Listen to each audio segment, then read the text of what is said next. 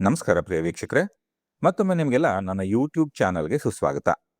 ನಾನು ಡಾಕ್ಟರ್ ಶಿವ ಮತ್ತು ನಾನಿವತ್ತು ನಿಮಗೆಲ್ಲ ಕೆ.ಪಿ. ಪೂರ್ಣಚಂದ್ರ ತೇಜಸ್ವಿ ಅವರ ಪರಿಸರದ ಕತೆ ಪುಸ್ತಕದಿಂದ ಆಯ್ದ ಮಾನಿಟರ್ ಕಥೆಯನ್ನು ಓದಲಿದ್ದೇನೆ.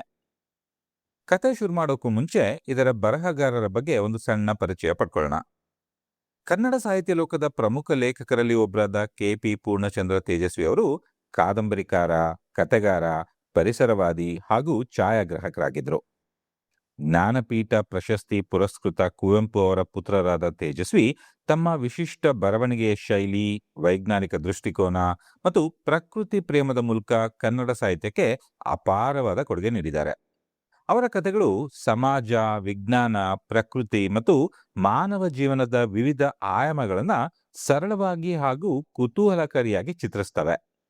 ಇಂದು ನಾವು ಅವರ ಅತ್ಯಂತ ಆಸಕ್ತಿದಾಯಕ ಕಥೆಗಳಲ್ಲಿ ಒಂದಾದ ಮಾನಿಟರ್ ಕಥೆಯ ಬಗ್ಗೆ ತಿಳ್ಕೊಳ್ಳೋಣ. ಕತೆ ಶುರು ಮಾಡೋಣ. ಕಗ್ಗತ್ತಲ ರಾತ್ರಿಯ ಒಂದು ದಿನ ದೂರದಲ್ಲೆಲ್ಲೋ ನಮ್ಮ ನಾಯಿ ಕಿವಿ ಬೊಗಳೋದು ಕೇಳಿಸ್ತು. ಸಾಧಾರಣವಾಗಿ ನಾಯಿಗಳು ನಮಗೆ ಎಚ್ಚರಿಕೆ ಕೊಡಲೋ ಅಥವಾ ನಮ್ಮ ಗಮನ ಸೆಳೆದು ಕರೆಯಲು ಬೊಗಳುತ್ತವೆ ಎಂದೇ ನಾನಂತೂ ಕಿವಿ ಬೊಗಳಿದಾಗ ನಿರ್ಲಕ್ಷಿಸ್ತಾ ಇರಲಿಲ್ಲ. ನಾನು ಮನೆಯೊಳಗೆ ಲ್ಯಾಂಪ್ ಬೆಳಕಿನಲ್ಲಿ ಏನನ್ನೋ ಓದ್ತಾ ಕುಳಿತಿದ್ದೆ. ಕಿವಿ ಮತ್ತೆ ಮತ್ತೆ ಬೊಗಳ್ತು.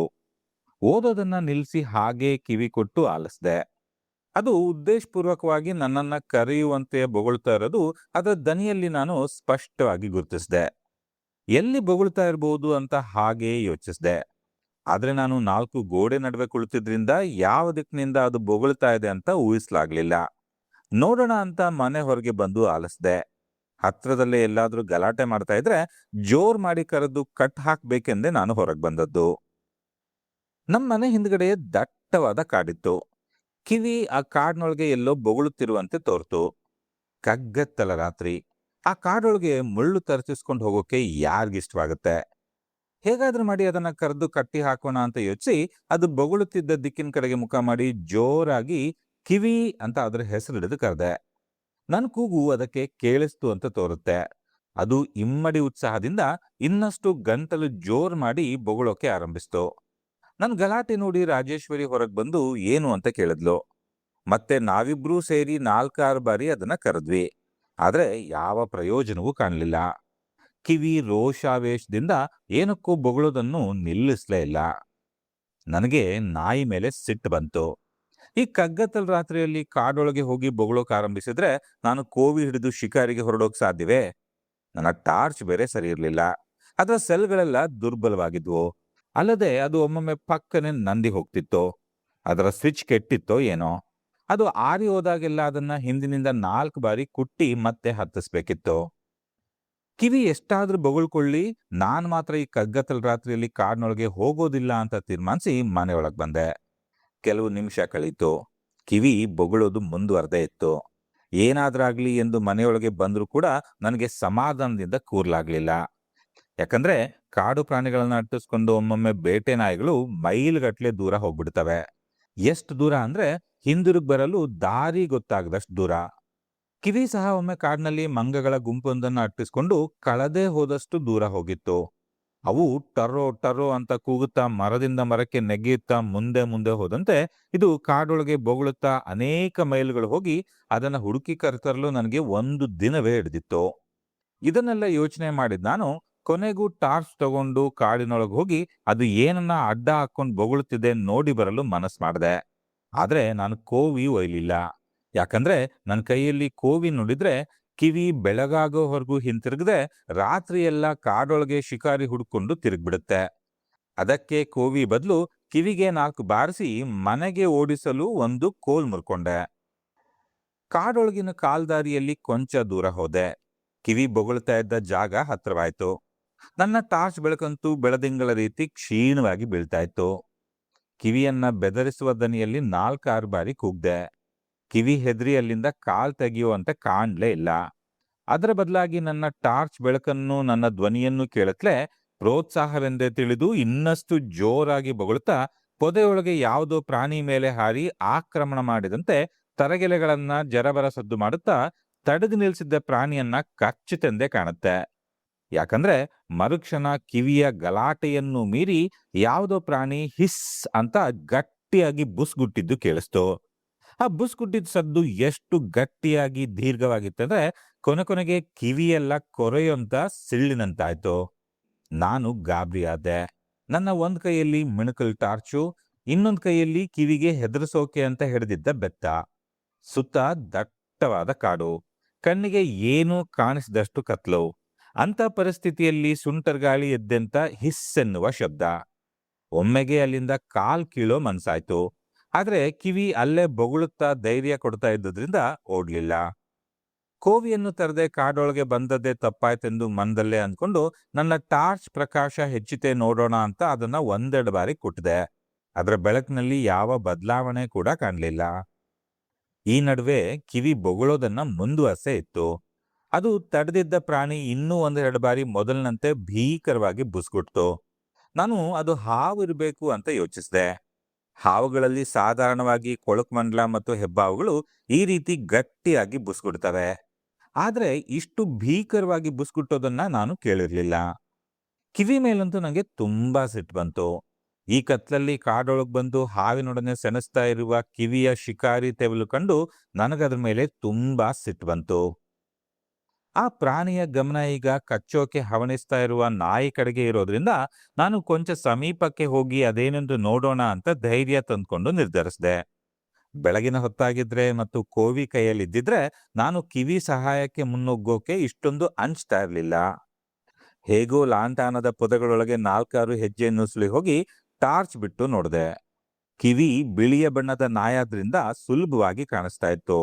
ಆದ್ರೆ ಅದು ಯಾವುದಕ್ಕೆ ಬೊಗಳ್ತಾ ಇದೆಯೋ ಅದು ಮಾತ್ರ ಕಾಣಲಿಲ್ಲ. ನಾನು ಸಮೀಪವಾದದ್ದನ್ನು ನೋಡಿ ಉತ್ಸಾಹದಿಂದ ಕಿವಿ ಮುನ್ನುಗ್ಗಿ ಏನನ್ನೋ ಕಚ್ಚಿ ಎಳಿತು. ಮತ್ತೆ ಬುಸುಗುಡುವ ಹಿಸ್ ಶಬ್ದ.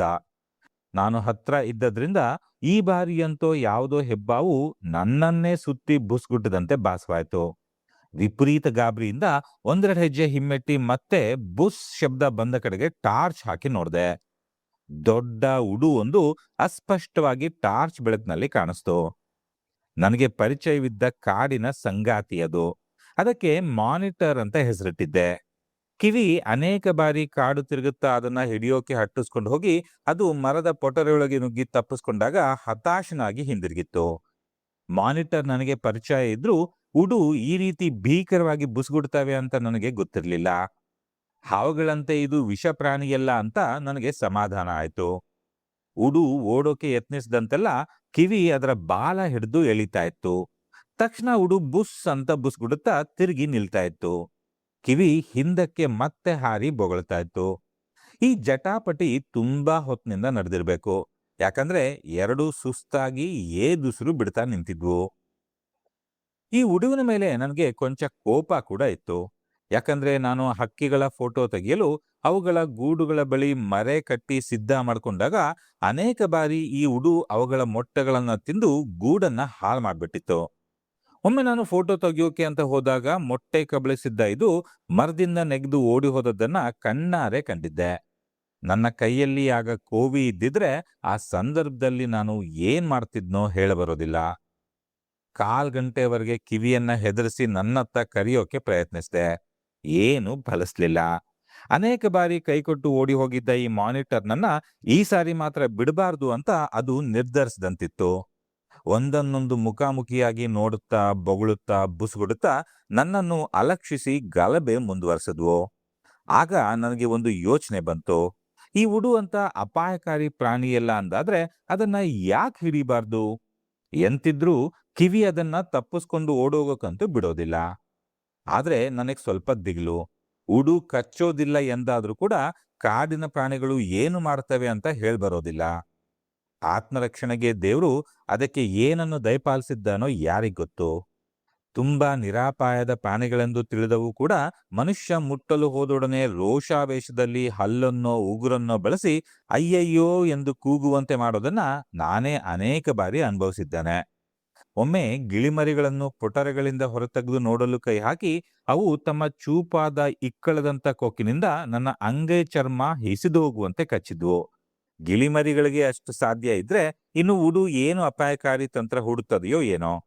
ಇದನ್ನೆಲ್ಲ ಯೋಚಿಸ್ಕೊಂಡೆ ಮೆಲ್ಲಗೆ ಅತ್ಯಂತ ಜಾಗರೂಕತೆಯಿಂದ ಉಡದ ಹಿಂದಿನಿಂದ ಹತ್ರ ಆದೆ. ಉಡು ತನ್ನ ಮೊದಲ ಶತ್ರುವಾದ ಕಿವಿಯನ್ನೇ ನಿರ್ನಿಮೇಷವಾಗಿ ದುರುಗುಟ್ಕೊಂಡು ನೋಡ್ತಾ ಇತ್ತು.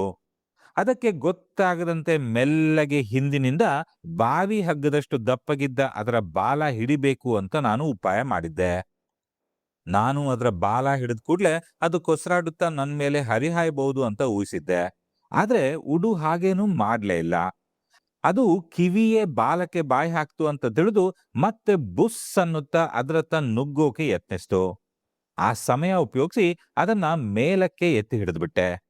ಇದ್ದಕ್ಕಿದ್ದಂತೆ ಕೈಕಾಲಿಗೆ ಆಧಾರ ತಪ್ಪಿ ಅಂತರಾಳದಲ್ಲಿ ನೇತಾಡತೊಡಗಿದೊಡನೆ ಉಡಕ್ಕೆ ಏನು ಮಾಡಬೇಕು ಅಂತ ತೋರದೆ ಬಲವಾಗಿ ಬುಸ್ಗುಡುತ್ತಾ ತನ್ನ ಕೋಪ ಪ್ರಕಟಿಸ್ತು. ಶಿಕಾರಿಯಲ್ಲಿ ನಾನು ಭಾಗವಹಿಸಿದ್ದನ್ನು ನೋಡಿ ಖುಷಿಯಾದ ಕಿವಿ ಉಡದ ಮೇಲೆ ನೆಗೆದು ಹಾರಿ ಆಯ ತಪ್ಪಿ ನನ್ನ ಮೇಲ್ ಬಿತ್ತು. ಅದಕ್ಕೆ ಕಾಲ್ನಲ್ಲೇ ಜೋರಾಗಿ ಒದ್ದು ದೂರ ಓಡಿಸ್ದೆ. 5-6 ಕೆಜಿ ತೂಕ ಇದ್ದ ಬಲವಾದ ಉಡುವನ್ನ ಯಾವುದಕ್ಕೂ ತಾಗದಂತೆ ಒಂದೇ ಕೈಯಲ್ಲಿ ಹಿಡ್ಕೊಂಡು ಮನೆವರೆಗೆ ತರಬೇಕಾದ್ರೆ ನನ್ನ ಕೈ ಜೋಮ್ ಹಿಡಿದ್ಬಿಡ್ತು. ಅದರ ಫೋಟೋ ತೆಗೆದು ಅನಂತರ ಬೆಳಗ್ಗೆ ಕಾಡಿಗೆ ಬಿಡೋನೆಂದು ತೀರ್ಮಾನಿಸಿ ನನ್ನ ಬಳಿ ಇದ್ದ ಪ್ಯಾರಾನಿಗೆ ಹಗ್ಗ ತರಲು ಕೂಗಿ ಹೇಳಿದೆ. ಪ್ಯಾರ ಗಡಿಬಿಡಿಯಲ್ಲಿ ಮನೆಯೊಳಗೆಲ್ಲ ಹುಡುಕಾಡಿ ಕೊನೆಗೆ ದನ ಕಟ್ಟಲು ಇಟ್ಟಿದ್ದ ಬಾವಿ ಹಗ್ಗವನ್ನೇ ತಂದ. ಇಬ್ರು ಉಡದ ಸೊಂಟಕ್ಕೆ ಹಗ್ಗ ಬಿಗಿದು ಅದನ್ನ ಭದ್ರವಾಗಿ ಮನೆ ಪಕ್ಕ ಇದ್ದ ವಾಟೆ ಮರಕ್ಕೆ ಕಟ್ಟಿ ಹಾಕಿದ್ವಿ. ಅಲ್ಲೂ ಸಹ ಹೋಗಿ ಬೊಗುಳಿ ಗಲಾಟೆ ಮಾಡ್ತಾ ಇದ್ದ ಕಿವಿಗೆ ಪ್ಯಾರ ಒಂದು ಗುದ್ದು ಕೊಟ್ಟು ಮನೆಯೊಳಗ್ ತಂದು ಕಟ್ಟಿ ಹಾಕ್ದ. ಈ ಮಾನಿಟರ್ ನನಗೆ ಮೊದಲು ಪರಿಚಯ ಆಗಿದ್ದು ಸುಮಾರು 2 ತಿಂಗಳ ಹಿಂದೆ. ಕಾಡಿನ ಬೆಂಕಿ ತೋಟಕ್ಕೆ ಹಬ್ಬದಿರ್ಲೆಂದು ಕಾಡಿಗೂ ತೋಟಕ್ಕೂ ನಡುವೆ ಬೆಂಕಿ ದಾರಿ ಮಾಡಿದ್ವಿ. ಬೆಂಕಿ ದಾರಿ ಅಂದ್ರೆ 2ರ ನಡುವೆ ಕಾಡು ಕೊಚ್ಚಿ ದಾರಿ ಮಾಡಿ ದಾರಿಯನ್ನ ಹೆರೆದು ಹುಲ್ಲು ಕಸ ಒಂದೂ ಇರದ ಹಾಗೆ ಗುಡಿಸಿ ಸ್ವಚ್ಛ ಮಾಡೋದು. ಆಮೇಲೆ ದಾರಿ ಮೇಲೆ ಬೀಳುವ ತರಗೆಲೆ ರಾಶಿಯನ್ನ ಪ್ರತಿದಿನ ಗುಡಿಸ್ಬಿಡ್ತೀವಿ. ಹೀಗೆ ಮಾಡಿದ್ರೆ ಅಕಸ್ಮಾತ್ ಕಾಡಿಗೆ ಬೆಂಕಿ ಬಿದ್ರೂ ಕೂಡ ಅದು ಸುಲಭವಾಗಿ ತೋಟಕ್ಕೆ ದಾಟ್ಕೊಳ್ಳೋದಿಲ್ಲ. ಬೇಸಿಗೆ ಸಮಯದಲ್ಲಿ ಕಾಫಿ ತೋಟಗಳಲ್ಲಿ ನಡೆಯುವ ಪ್ರಧಾನ ಕೆಲಸಗಳಲ್ಲಿ ಇದು ಬಹು ಮುಖ್ಯವಾದದ್ದು. ಎಲ್ಲಾದ್ರೂ ಹೊಗೆ ಎದ್ರೆ ಅಥವಾ ಎಲ್ಲಾದ್ರೂ ತರಗೆಲೆ ಸುಟ್ಟ ವಾಸನೆ ಬಂದ್ರೆ ನಾವು ಓಡಿ ಹೋಗಿ ನೋಡ್ಬೇಕು. ಇಲ್ದಿದ್ರೆ ಅನೇಕ ವರ್ಷ ಮಾಡಿದ ಕೆಲಸ ಬೆಳೆಸಿದ ಗಿಡಗಳೆಲ್ಲ ಕೆಲವೇ ಗಂಟೆಗಳೊಳಗೆ ಬೂದಿಯಾಗ್ಬಿಡ್ತವೆ. ಈ ಬೆಂಕಿ ದಾರಿಯ ಆಚೀಚೆ ಬದಿಯಲ್ಲಿ ಗುಡಿಸಿ ರಾಶಿ ಮಾಡಿದ ತರಗೆಲೆ ರಾಶಿಯೆಲ್ಲ ದಿನ ಬೆಂಕಿ ದಾರಿಯ ಮೇಲೆ ಹರಡ್ಕೊಂಡು ಬಿದ್ದಿರ್ತಾ ಇತ್ತು. ಇದನ್ನ ಗುಡಿಸಿ ಶುದ್ಧಿ ಮಾಡೋ ಜವಾಬ್ದಾರಿ ವಹಿಸ್ಕೊಂಡಿದ್ದ ಮಾರ ಇದು ಯಾವುದೋ ಉಡುವಿನ ಕೆಲಸ ಅಂತ ಗುಡಿಸುವಾಗ್ಲೆಲ್ಲ ಉಡಕ್ಕೆ ಶಾಪ ಹಾಕ್ತಿದ್ದ. ಆದ್ರೆ ಈ ಕಿಡಿಗೇಡಿ ಉಡುವನ್ನ ನೋಡ್ಬೇಕೆಂದು ನಾನೆಷ್ಟೇ ಪ್ರಯತ್ನಿಸಿದ್ರೂ ಬೆಂಕಿ ದಾರಿ ಬಳಿಯಂತೂ ಅದನ್ನ ನೋಡೋಕೆ ಆಗಿರ್ಲಿಲ್ಲ. ಮಾರನ ವಿವರಣೆಯಿಂದ ನಾನು ಉಡು ಅಂದ್ರೆ ದೊಡ್ಡ ಓತಿ ಖ್ಯಾತನ ರೀತಿ ಇರುತ್ತೆ ಅಂತ ಕಲ್ಪಿಸ್ಕೊಂಡಿದ್ದೆ.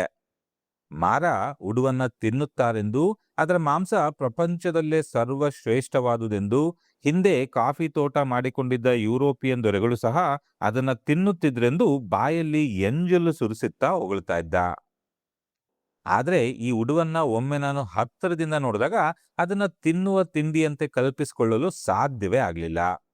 ಹಕ್ಕಿಗಳ ಫೋಟೋ ತೆಗೆಯಲು ಮರೆ ರಚಿಸಿಕೊಂಡು ಒಳಗೆ ಕುಳಿತಿದ್ದಾಗ ಜರ ತರಗೆಲೆಗಳ ಮೇಲೆ ಸದ್ದು ಮಾಡುತ್ತಾ ಬಂದ ಉಡು ಪೊದೆಯೊಂದರ ಅಡಿಯಿಂದ ನನ್ನ ಮರೆಯ ಕಡೆಗೆ ಮೆಲ್ಲಗೆ ಇಣುತ್ತು.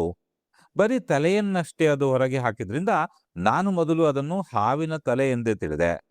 ಅದರ ಕುತ್ತಿಗೆಯ ಚರ್ಮ ಕೂಡ ಹಾವಿನ ಚರ್ಮವನ್ನೇ ಹೋಲ್ತಾ ಇತ್ತು. ಅದರ ನಾಲ್ಗೆಯೂ ಕೂಡ ಹಾವಿನದರಂತೆ ಸೀಳಿದ ನಾಲ್ಗೆ. ಇದನ್ನ ನೋಡಿ ನಾನು ಯಾವುದೋ ಬಹುದೊಡ್ಡ ಹಾವೇ ಇರಬೇಕು ಅಂತ ತಿಳಿದೆ. ಕೊಂಚ ಹೊತ್ತು ಮರೆಯನ್ನ ಭಯ ಸಂಶಯಗಳಿಂದಲೇ ವೀಕ್ಷಿಸಿ ಅನಂತರ ನಿಧಾನವಾಗಿ ಅದು ಹೊರಗೆ ಬಂತು. ಮಾರನ ವಿವರಣೆಯಿಂದ ಓತಿ ಖ್ಯಾತನಂತೆ ಇರಬಹುದೆಂದುಕೊಂಡಿದ್ದ ನನಗೆ ಆ ಉಡುವಿನ ಗಾತ್ರ ಆಕಾರಗಳನ್ನು ನೋಡಿ ಗಾಬರಿಯಾಗೋಯ್ತು. ಸುಮಾರು 5 ಅಡಿಗಳಷ್ಟು ಉದ್ದ ಇದ್ದ ಆ ಉಡುವಿನ ಬಾಲವೇ ಕೊಡಲಿ ಕಾವಿನಷ್ಟು ದಪ್ಪ ಇತ್ತು. ಅದಕ್ಕೆ ನಾನು ರಚಿಸಿದ್ದ ಮರೆಯನ್ನ ನೋಡಿ ಏನೋ ಸಂಶಯ ಬಂದಿರಬೇಕು. ಸಂಶಯದ ಕಣ್ಣುಗಳಿಂದಲೇ ಕುತ್ತಿಗೆ ಓರೆ ಮಾಡಿಕೊಂಡು ಕೊಂಚ ಹೊತ್ತು ಮರೆಯನ್ನೇ ವೀಕ್ಷಿಸಿದ ಉಡು ಕೊನೆಗೆ ಬಂದ ದಾರಿಯಲ್ಲೇ ಹಿಂದಕ್ಕೆ ಹೊರಟೋಯ್ತು. ಅನೇಕ ಮಿಲಿಯನ್ ವರ್ಷಗಳ ಹಿಂದೆ ಇಡೀ ಭೂಮಂಡಲವನ್ನ ಈ ಜಾತಿಯ ಬೃಹತ್ ಗಾತ್ರದ ಮಹೋರಗಗಳು ತುಂಬಿದ್ವೆಂದು ಓದಿದ್ದ ನನಗೆ ಅವತ್ತು ಅವುಗಳ ಪ್ರತಿನಿಧಿಯನ್ನೇ ನೋಡಿದಷ್ಟು ಸಂತೋಷವಾಯಿತು. ಇದಾದ ನಂತರ ಇನ್ನೊಮ್ಮೆ ಹಕ್ಕಿಗಳ ಮೊಟ್ಟೆ ಕದಿಯುತ್ತಿದ್ದ ಈ ಉಡು ಕದಿಯುತ್ತಿದ್ದಾಗಲೇ ಕಣ್ಣಿಗೆ ಬಿತ್ತು. ತಾಯಿ ಹಕ್ಕಿಯ ಚೀರಾಟವನ್ನು ದೂರದಿಂದಲೇ ಗಮನಿಸಿದ್ದ ನಾನು ಏನೋ ಅನಾಹುತ ಸಂಭವಿಸಿದೆ ಅಂದ್ಕೊಂಡೇ ಅಲ್ಲಿಗೆ ಬಂದಿದ್ದೆ. ನನ್ನನ್ನ ನೋಡಿದ್ದೇ ತಡ ಆ ಉಡು ಹಕ್ಕಿ ಗೂಡಿದ್ದ ಗಿಡದ ಮೇಲಿಂದ ಧೊಪ್ಪನೆ ಕೆಳಗೆ ನೆಗೆದು ಸದ್ದು ಮಾಡುತ್ತಾ ಓಡ್ಹೋಯ್ತು. ಆಗಲೇ ಅದಕ್ಕೆ ನಾನು ಮಾನಿಟರ್ ಅಂತ ಹೆಸರಿಟ್ಟಿದ್ದು. ಈ ಮಾನಿಟರ್ನ ಆಹಾರ ಹಕ್ಕಿಗಳ ಮೊಟ್ಟೆ ಮರಿಗಳಲ್ಲದೆ ಹುಳ ಹುಪ್ಟೆ, ಗೆದ್ದಲು, ಇರುವೆ ಇತ್ಯಾದಿಗಳು ಇರಬಹುದು. ಇವುಗಳಿಗಾಗಿಯೇ ಇದು ನಾವು ಗುಡಿಸಿ ರಾಶಿ ಮಾಡಿದ್ದ ತರಗೆಲೆಗಳನ್ನ ಕೆದಕಿ ಚಲ್ಲಾಪಿಲ್ಲಿ ಮಾಡ್ತಾ ಇದ್ದದ್ದು. ನಾನು ಈ ಮಾನಿಟರ್ನನ್ನು ಕಂಡ ಬಗ್ಗೆ ಮಾರನಿಗೆ ಹೇಳಿದಾಗ ಅವನು ಹೆಚ್ಚಿಗೆ ಏನು ಪ್ರತಿಕ್ರಿಯೆ ತೋರದೆ, ಅದನ್ನ ಹೊಡೆದು ಕೊಡಿ, ನಾನಾದ್ರೂ ಹುರಿದು ತಿಂತೇನೆ, ಇಲ್ದಿದ್ರೆ ಕಾಡ್ನಲ್ಲಿ ನಾಯಿ ನರಿ ತಿಂದು ಅನ್ಯಾಯ ಆಗುತ್ತೆ ಅಂದಿದ್ದ. ಅದನ್ನ ನಾಯಿ ನರಿ ತಿಂದ್ರೆ ಅನ್ಯಾಯ, ತಾನ್ ತಿಂದ್ರೆ ನ್ಯಾಯ ಎಂದು ಯಾವ ತತ್ವದ ಆಧಾರದ ಮೇಲೆ ಮಾರ ನಿರ್ಧರಿಸಿದ್ನೋ ನಾನು ಕೇಳಕ್ಕೋಗ್ಲಿಲ್ಲ. ಅವನಿಗೆ ಒಂದಾನೊಂದು ಕಾಲದಲ್ಲಿ ಭೂಮಂಡಲದ ಮೇಲೆ ವಾಸಿಸಿದ್ದ ಬೆಟ್ಟದಷ್ಟು ದೊಡ್ಡ ಉಡುಗಳ ಬಗ್ಗೆ ಹೇಳಿದೆ. ಅವೆಲ್ಲ ಏನಾದವು ಎಂದು ಕೇಳ್ದ. ಎಲ್ಲ ಭೂಕಂಪದ ಮಣ್ಣಿನ ಅಡಿ ಉದುಗೋದು ಅಂತ ಹೇಳಿದೆ. ಛೇಛೆ, ಎಂತ ಅನ್ಯಾಯ ಎಂದು ಖಿನ್ನನಾದ ಮಾರ. ಬೆಳಗ್ಗೆ ನಾನು ಏಳೋ ಮೊದಲೇ ಪ್ಯಾರ ಬಂದು ಉಡು ಹಗ್ಗದ ಸಮೇತ ಪರಾರಿಯಾಗ್ಬಿಟ್ಟಿದೆ ಅಂತ ಹೇಳ್ದ. ನಂಗೆ ಆಶ್ಚರ್ಯ ಆಯ್ತು. ಅಷ್ಟು ಉದ್ದವಾದ ಬಾವಿ ಹಗ್ಗ ಎಳ್ಕೊಂಡು ಉಡು ಎಲ್ಲಿಗೆ ಹೋಗೋಕ್ ಸಾಧ್ಯ? ಅದು ಮರಕ್ಕೆ ಸರಿಯಾಗಿ ಗಂಟು ಹಾಕಿ ಬೇರೆ ಕಟ್ಟಿದ್ವಿ. ಪ್ಯಾರಾನ ಜೊತೆ ಆಚೀಚೆ ಹುಡ್ಕಾಡ್ದೆ. ಪ್ಯಾರಾನಂತೂ ಕೊಂಚ ಯೋಚಿಸೋದಕ್ಕೂ ಪುರುಸೊತ್ ಕೊಡದೆ ಗಡಿಬಿಡಿ ಮಾಡುತ್ತಾ ಕಿವಿಯನ್ನ ಬಿಟ್ಬಿಡ್ತೀನಿ, ಅದು ಒಂದು ಕ್ಷಣದಲ್ಲಿ ಪತ್ತೆ ಮಾಡುತ್ತೆ ಎಂದ. ಆದ್ರೆ ನನಗೆ ಹಿಂದಿನ ರಾತ್ರಿ ಅದು ಮಾಡಿದ ಹಗರಣ ಎಲ್ಲ ನೆನ್ಪಾಯ್ತು. ಇನ್ನು ಸೊಂಟಕ್ಕೆ ಹಗ್ಗ ಕಟ್ಟಿಸ್ಕೊಂಡು ತೊಂದರೆಯಲ್ಲಿರುವ ಉಡುವನ್ನು ಇದು ಕಚ್ಚಿ ಕೊಂದೆ ಹಾಕುತ್ತೆ ಅಂತ ಊಹಿಸಿ ಬೇಡ ಅಂದೆ. ಕೊಂಚ ಹೊತ್ತು ಹುಡುಕಾಡಿ ಕೊನೆಗೆ ಅದು ಗಂಟು ಬಿಚ್ಕೊಂಡಿದ್ದು ಹೇಗೆಂದು ಪರೀಕ್ಷಿಸಲು ಮರದ ಬಳಿಗೆ ಬಂದಾಗ್ಲೇ ನಮ್ಗೆ ನಡೆದದ್ದೆಲ್ಲ ಗೊತ್ತಾಗಿದ್ದು. ಉಡು ಹಗ್ಗ ಬಿಚ್ಕೊಂಡು ಓಡ್ ಹೋಗಿರ್ಲಿಲ್ಲ. ಅದರ ಬದಲು ಅದನ್ನು ಕಟ್ಟಿದ ಮರವನ್ನೇ ಹತ್ತಿ ತುದಿಗೆ ಹೋಗಿ ಕುಳಿತುಬಿಟ್ಟಿತ್ತು. ಹಗ್ಗ ಎಳ್ಕೊಂಡು ಮೇಲೆ ಹತ್ತಿದ್ರಿಂದ ಬುಡದಲ್ಲಿದ್ದ ಗಂಟನ್ನು ಮೇಲಕ್ಕೆ ಎಳೆದೊಯ್ದಿತ್ತು. ಉಡು ಮರ ಹತ್ತಿ ಕುಳಿತದನ್ನು ನೋಡಿ ಖಿನ್ನನಾದ ಮಾರ, ಇನ್ನದನ್ನ ಇಳಿಸಕ್ಕಾಗಲ್ಲ ಬಿಡಿ, ಏನಿದ್ರೂ ಮರ ಕಡ್ದೆ ಅದನ್ನ ಬೀಳಿಸ್ಬೇಕು ಅಂದ. ಹೋಗೋ ಅದ್ಯಾಕಾಗಲ್ಲ ನೋಡ್ತೀನಿ, ಎಂತಿದ್ರು ಬಾವಿ ಹಗ್ಗ ಸ್ವಂತಕ್ಕೆ ಕಟ್ಟಿದೀನಿ, ಹಿಡ್ಕೊಂಡ್ ಜಗ್ಗಿದ್ರೆ ಅದಲ್ಲ ಅದ್ರಪ್ಪನು ಕೆಳಗ್ ಬೀಳ್ತದೆ ಅಂದೆ. ಉಡದ ಹಿಡ್ತ ಅಂತ ಗಾದೆ ಮಾತು ಕೇಳಿಲ್ವಾ ನೀವು? ಅದ್ರ ಪ್ರಾಣ ಹೋದ್ರೂ ಅದು ಹಿಡ್ತಾ ಬಿಡೋಲ್ಲ ಅಂತ ಮಾರ ಸವಾಲ್ ಹಾಕ್ದ. ಇವೆಲ್ಲ ಗಾದೆಗಳನ್ನು ಪುರಾಣಗಳನ್ನು ನಾನು ಬೇಕಾದಷ್ಟು ಕೇಳಿದ್ದೆ. ಹಿಂದಿನ ಕಾಲದಲ್ಲಿ ಕೋಟೆ ಲಗ್ಗೆ ಹತ್ತಲು ಉಡದ ಸೊಂಟಕ್ಕೆ ಹಗ್ಗ ಕಟ್ಟಿ ಕೋಟೆ ಮೇಲೆ ಹತ್ಸಿ ಅನಂತರ ದಾರ ಹಿಡ್ಕೊಂಡು ಶತ್ರು ಸೈನಿಕರು ಕೋಟೆ ಹತ್ತಾರೆ ಇತ್ಯಾದಿ ಇತ್ಯಾದಿ. ಈ ನಾಣ್ಣುಡಿಗಳನ್ನು ಅಜ್ಜಿ ಕಥೆಗಳನ್ನು ಯಾವತ್ತೂ ನಾನು ಗಂಭೀರವಾಗಿ ಪರಿಗಣಿಸಿರ್ಲಿಲ್ಲ. ಉಡುವನ್ನ ಮೊದಲು ಕೆಳಗೆ ಎಳೆದು ಹಾಕಿ ಆಮೇಲೆ ಮಾರನ ಹತ್ರ ಮಾತಾಡೋಣ ಅಂತ ನಿರ್ಧರಿಸಿದೆ. ಮರಕ್ಕೆ ಕಟ್ಟಿದ್ದ ದಾರದ ಕೊನೆ ಬಿಚ್ಚಿ ಕೈಯಲ್ಲಿ ಹಿಡ್ಕೊಂಡು ಎಳೆದೆ. ಮಾನಿಟರ್ ಅಲ್ಲಿಂದ ಒಮ್ಮೆನೆ ಧೊಪ್ಪನೆ ಕೆಳಗೆ ಬೀಳುತ್ತೆ ಅಂತ ಊಹಿಸಿದ್ದೆ. ಆದ್ರೆ ನನ್ನ ಊಹೆ ತಪ್ಪಾಯ್ತು. ದಾರ ಹೆಚ್ಚು ಕಡಿಮೆ ಕೊಂಬೆಗೆ ಕಟ್ಟಿದಷ್ಟು ಭದ್ರವಾಗಿತ್ತು. ನನ್ನ ಎಳೆದಾಟಕ್ಕೆ ಮರ ಅಲ್ಲಾಡ್ತ ವಿನ ಮಾನಿಟರ್ ಅಲ್ಲಾಡ್ಲಿಲ್ಲ. ನೋಡಿದ್ರಾ, ನಾನು ಹೇಳಿದ ಸುಳ್ಳ ಅಂದ ಮಾರ. ನನ್ನ ಆತ್ಮಾಭಿಮಾನ ಕೆರಳಿತು. ಆ ಹಗ್ಗಕ್ಕೆ ನನ್ನ ಸಂಪೂರ್ಣ ಭಾರ ಬಿಟ್ಟು ನೇತ್ ಬಿದ್ದೆ. ನನ್ನ ತೂಕಕ್ಕೂ ಅದು ಅಲ್ಲಾಡ್ಲಿಲ್ಲ. ಅಷ್ಟರಲ್ಲಿ ಪ್ಯಾರಾನು ಬಂದ. ಇಬ್ರು ತೂಕ ಕೊಟ್ಟು ನೇತ್ ಬಿದ್ವಿ. ಮಾನಿಟರ್ ಮಹಾಶಯ ಜಗ್ಗಲೇ ಇಲ್ಲ. ಮಾರನನ್ನು ನೇತ್ ಬೀಳೋಕೆ ಕರ್ದೆ.